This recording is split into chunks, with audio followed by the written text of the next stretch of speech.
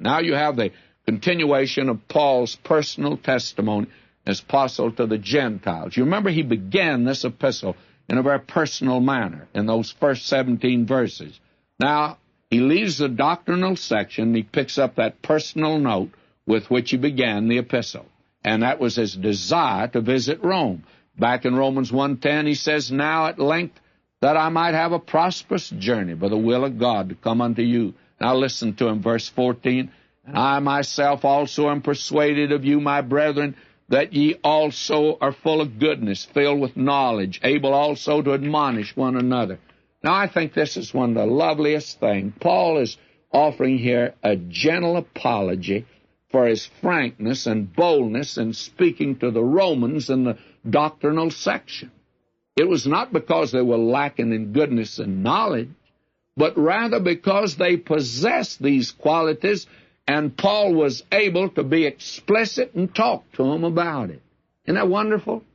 That's the reason he gave us Romans, so that he wants to talk to us about these things. That's the reason we ought to live in Romans more. It's the reason we've spent so much time in Romans, because we want to understand it the best we can in order that we might have fellowship, you see. And Paul's being very humble, very sweet about it all. He's not lording it over God's heritage here.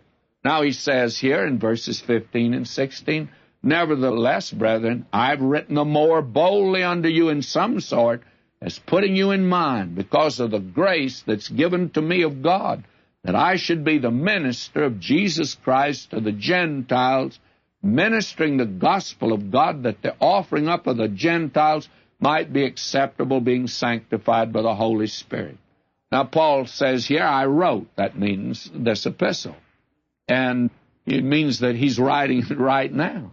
He's explaining the fact of his boldness. He's reminding the Romans that he was the apostle to the Gentiles, and on the official basis of this God-appointed office which came to him through the grace of God, he's exercising that office in writing as he did to the Romans.